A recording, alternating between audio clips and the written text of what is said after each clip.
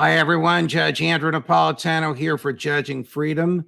Today is Tuesday, October 24th, 2023. Matt Hoh, former Marine and State Department official, joins us in a moment on the effects of propaganda on war. But first, this. There's an organization that still backs Obamacare, gun control, and extreme transgender policies that endanger our kids. They claim to be bipartisan, but last year, 95% of their donations went to the Democrats. AARP does not represent the values of conservative American seniors. Fortunately, there's a conservative alternative, AMAC.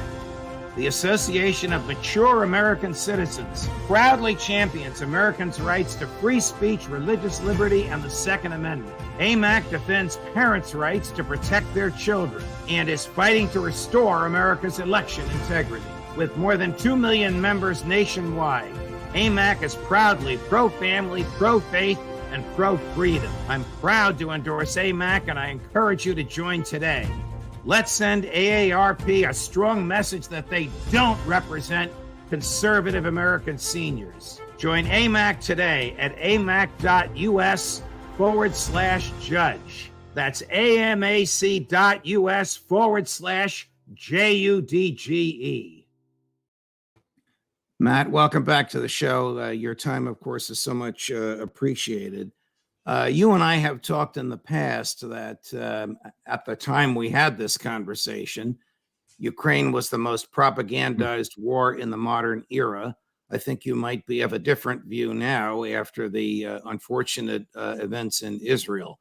But big picture, how does propaganda extend and expand war?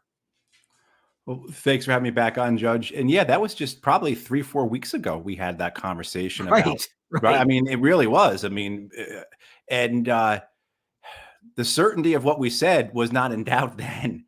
But now seeing this and the way that both, whether it's legacy, establishment media, or social media, or just all the tropes, all the cultural aspects of this, including race, have emerged to just dominate the discussion. And the way that the political and media establishment in the U.S. is in near total agreement on the need for Israel to go forward and conduct this ethnic cleansing campaign in Israel is astounding. And as someone who took part in the Iraq and Afghan wars, looking back, I don't see any degree of political unity in, say, the Congress for American military action, except for in the days following 9/11 and except for in 1964 during the Tonkin Gulf resolution. And at least in those cases, there was dissent. In Tonkin Gulf, you had 2 senators who voted against, who were against the resolution. You just had a resolution in the U.S. Senate where no one was in favor of a ceasefire. No one was speaking up for the Palestinians. Everyone was willing in the U.S. Senate to give Israel whatever it needs to do whatever it wants, including commit war crimes. And I mean, this type of totality of opinion that masquerades as fact and, again, uncertainty is just dominating. But is the Congress the target or the cause of the propaganda? In other words, are members of Congress wanting to curry favorites with the military-industrial complex, with the voters in their districts who are employed by the military-industrial complex, with foreign leaders? Are they the cause of the propaganda, or is the propaganda aimed at them? I think it's so well established, this propaganda industry, right, that to pull it apart, to find out where it begins, will require a heck of a lot of work, right? I mean, like the reality is that it works always in all directions because that's the way it's designed. It's meant to ensure that there is a pressure put on members of Congress that they then turn around and put on their constituents, and then that becomes a self-reinforcing loop. You see it though, but the thing about it is, even with all this propaganda, even with, say, today, when you had these 2 women released by Hamas, And the one lady, the older lady, 85 years old. I mean, crime. I mean, the kidnapping and everything else is disgusting. But then when she's released, though, she says how the kidnappers were kind, all their needs were met, they were being taken care of well. And CNN describes what she says as Hamas talking points. I mean, so the idea is that if you step out of line, if you deviate, even people who are there, who are the ones experiencing this, who are the victims of this, are not allowed to speak their truths without being demeaned. And so the idea that somehow if a former captive cannot speak her truth, then what can I say? What can you say? What can our members of Congress say? But the important thing is even with all this propaganda, the American public is not on board. We saw some really interesting polling last week that shows that the majority of Americans want a ceasefire. Majority of Americans want humanitarian aid to both Israel and Palestine. And the majority of Americans say, do not send weapons to Israel. So even with, again, the greatest propaganda theater we've ever seen, the American people see through it. And this I think is the one chance that we might see for the United States to possibly rein Israel in, because they're not going to rein Israel in because Israel's conducting ethnic cleansing. They're not going to rein Israel in because there's a fear of this spreading into a larger regional war that could become a world war. They may rein Israel in because this may have an effect on Joe Biden's presidency. 80% of Democrats want a ceasefire. You do that, you look at that, you run the math, and you realize that quite possibly that could lead to millions of Democrats staying home and not voting for Joe Biden next year. I could not agree with you more. Joe Biden wants to run for re-election as a wartime president because it takes the American public's eye off the ball of a horrific domestic policy, which has brought about ruination. He wants to be like FDR. Don't change horses in the middle of a stream. If you remember from history, that famous line that he used in 1940 and in 1944. Joe Biden believes, because of it, his advisors have told him, that Americans will not kick out a wartime president. Of course, LBJ thankfully did not seek another term in 1968, if you recall that. What do you think is the goal of American involvement? I mean, Joe Biden has sent an armada of ships. If you add those he sent to the Eastern Mediterranean and those he sent to the Persian Gulf, there are 2,000 Marines, and there are special forces on the ground. What are special forces supposed to do? Is this another Jimmy Carter, let's extract the hostages? Is this well, you guys show us how to conduct urban warfare? What are they doing there? Well, the special forces and the CIA guys, well, they have a lot of relevant experience. They did a lot of capture kill missions over the last 20 years. They have a lot of experience also in Ukraine as well, running operations against the Russians. So their experience is very relevant. But also importantly, when you have them there in Israel and they need something, they'll get it. So rather than the Israelis having to ask the Americans for satellite imagery or something like that, say, you now have an American general or American special operations colonel or an American CIA officer reaching back and saying, hey, we need this, and they get it right away. So what this does is it enables the Israelis to conduct their ethnic cleansing, to begin this campaign to clear Gaza, as well as all the support that goes into the bombing campaign. Certainly the bombs are coming from the U.S. The planes came from the U.S. It's all subsidized by American taxpayer money. And in a diplomatic effort, such as last week, the United States being the lone nation to vote against a ceasefire. I mean, none of this is possible without the United States' support. And so all of us as Americans are directly involved in this campaign of ethnic cleansing. How dangerous for Israeli soldiers and for American soldiers is urban warfare? I've said this before. I don't think you and I have discussed it.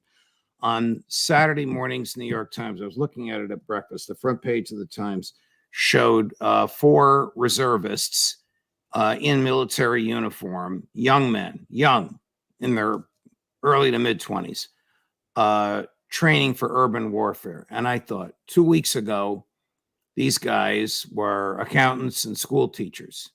2 weeks from now, they'll be dead.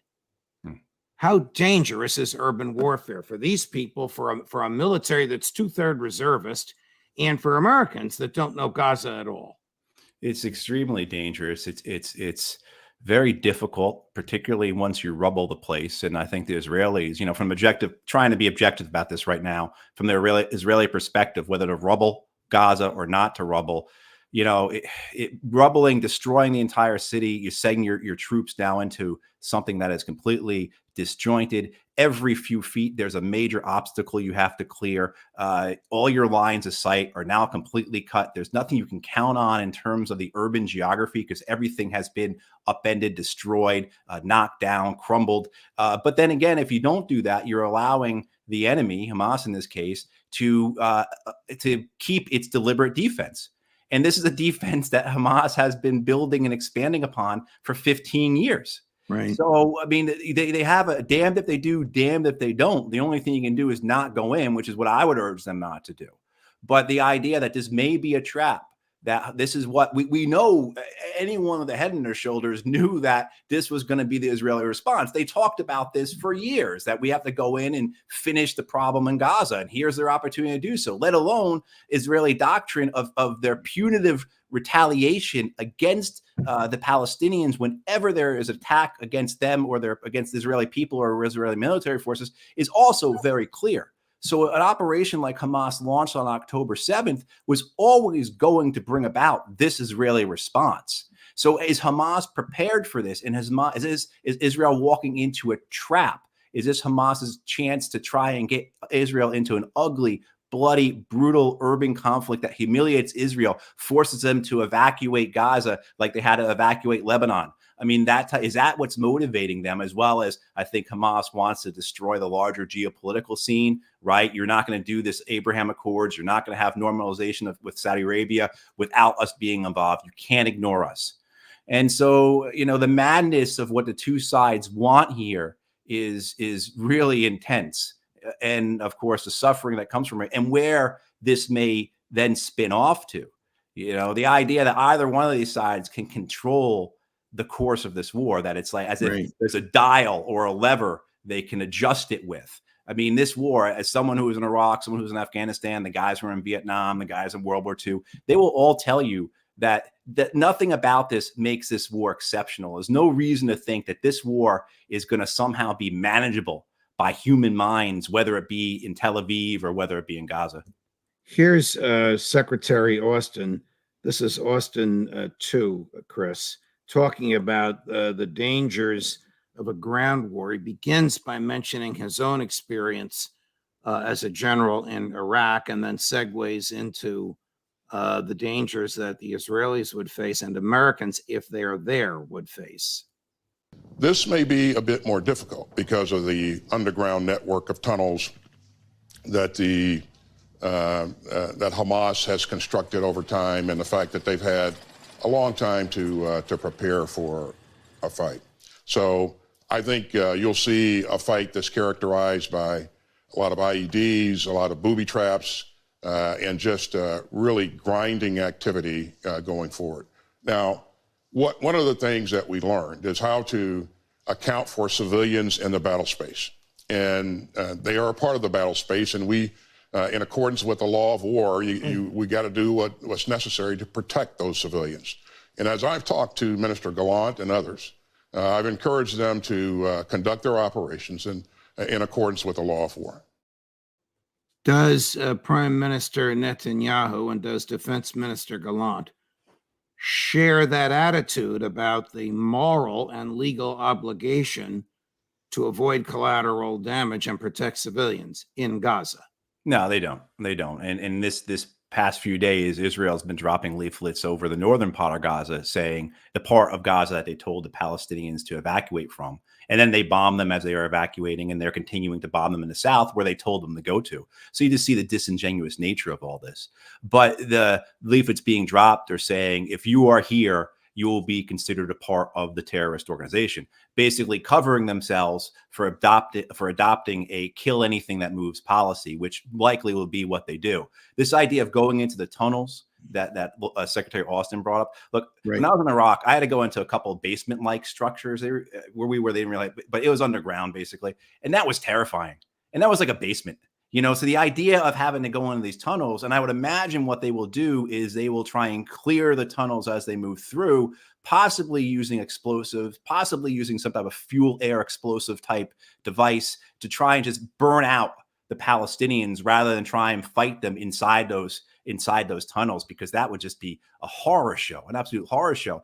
But what Secretary Austin is there as he postures and as he gaslights and as he lies.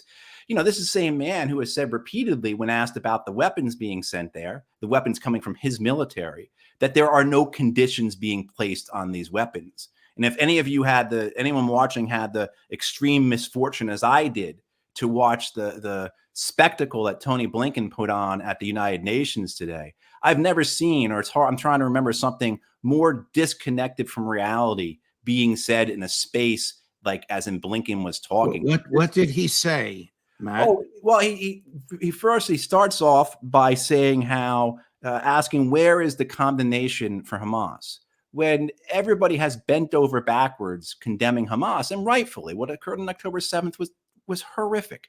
But I mean, that whole type of commitment to international rules of law, commitment to avoiding civilian casualties, just like Secretary Austin was saying, these expressions are complete fabrications.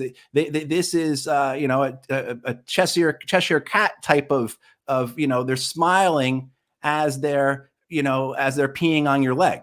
This is the disgust, and now I'm having problems talking about this, because it is so enraging to be lied to like this while you see thousands upon thousands being murdered. This notion that we are for humanitarian aid, as 130 premature babies lay in incubators in Gaza waiting for the power to be turned off in 2 days.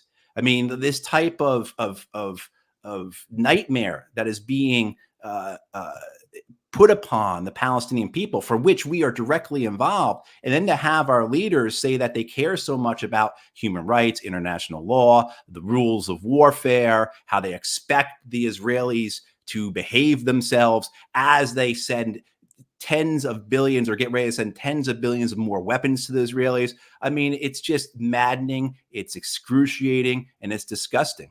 Here's Admiral Kirby. This is cut 2, Chris, Kirby 2, about conversations the American government is having with the Israeli government. You've been asking tough questions of the Israelis about their strategy here. Are you liking the answers that they're giving you? No, I'm not going to talk about the details of the conversations that we're having. Again, these have been clear and consistent conversations. Again, making sure that they have what they need, and that they are thinking through, that we are asking them what their answers are to the kinds of questions that any military ought to be asking itself. That is just, sounds like an airhead. That is just vapid and meaningless. We'll play another one for you where he does acknowledge we're sending advisors, right? Shades of Vietnam terminology. Kirby, cut 1, Chris. A few relevant military officers with experience, the kinds of experience that we believe is appropriate to the sorts of operations that Israel is conducting and may conduct in the future, to go over there to share some perspectives from their own experience and to ask the hard questions, the same hard questions that we've been asking of our Israeli counterparts since the beginning.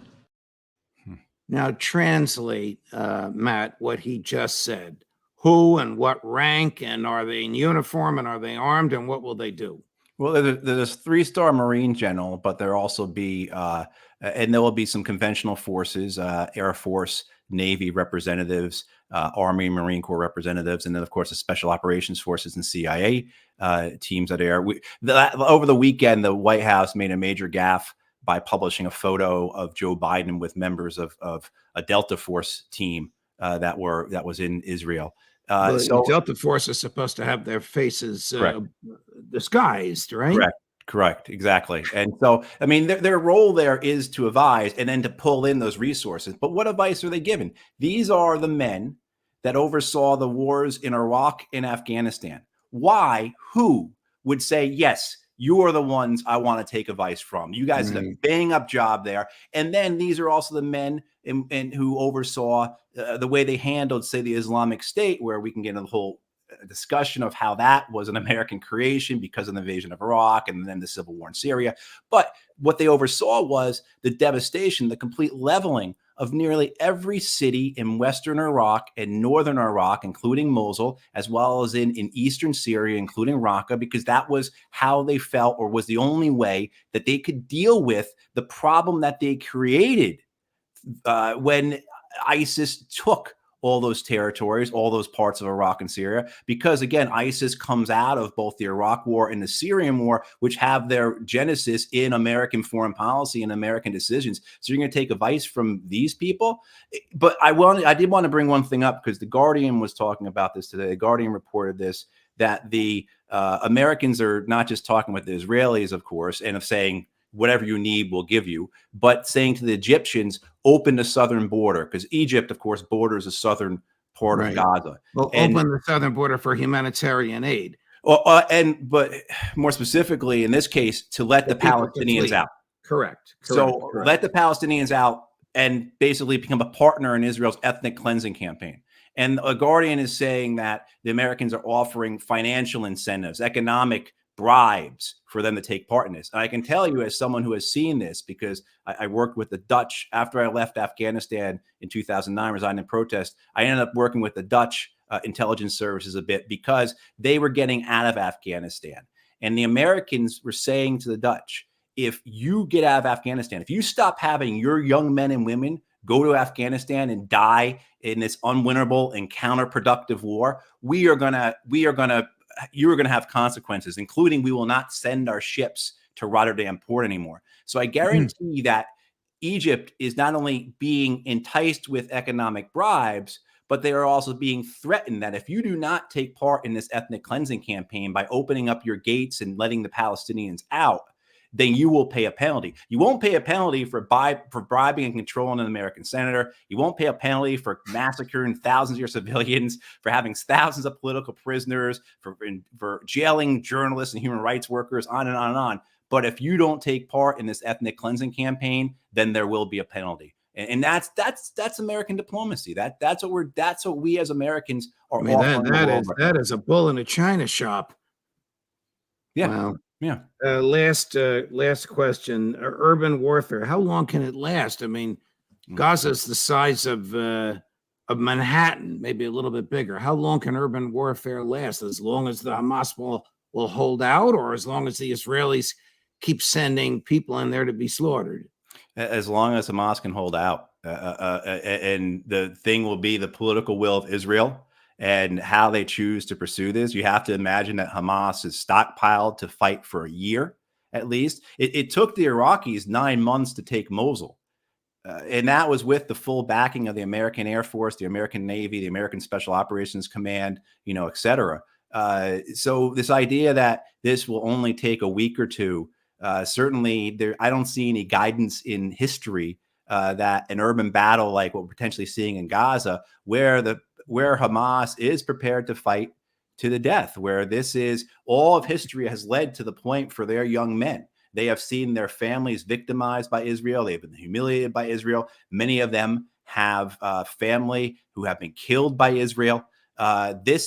History leads to this point for those young men. And so the idea that Israel is going to come in and scare them and chase them away and they're going to surrender, I just don't, that's not possible. So I think it will come down to the political will of Israel, whether they want to go through with a campaign of urban warfare that will last possibly for months. And then what do you get out of it? What are you going to do? You're going to occupy Gaza? You're going to garrison it with 30,000 Israeli troops? You're going to imprison all the military-age males? What are you going to do? Here's a clip. I think it's an Israeli general or an Israeli spokesperson on how long guerrilla warfare in Gaza. Cut 8, Chris, the old It's 8. one of the most densest places on earth. And you have Gaza on the surface, you also have Gaza of the subterranean. Hamas claims to have built a 300-mile hidden network, training videos showing fighters emerging from holes in the ground to launch attacks. In 2014, we were shown a tunnel dug by the group that led all the way to the Israeli side. Many of the nearly 200 hostages are believed to be held in this underground maze, complicating further an all-out assault. Previous ground incursions, like in 2014, saw Israeli forces invade and withdraw within a matter of weeks. This is likely to last much longer. Is that even possible? 2 years, 3 years, 5 years, doesn't matter. We are going to protect our civilians. 2 years, 3 years, 5 years. That's a long time for urban warfare to go on. I suppose it depends upon Hamas's resistance and Israeli determination. And the Israelis are enraged that what Hamas did is understandable. It depends on whether that rage dissipates into another way to approach this. Yeah, and we have to remember that Hamas has experience coming out of Syria, and they are now, their relationship following that civil war has been reestablished with Iran and with Hezbollah.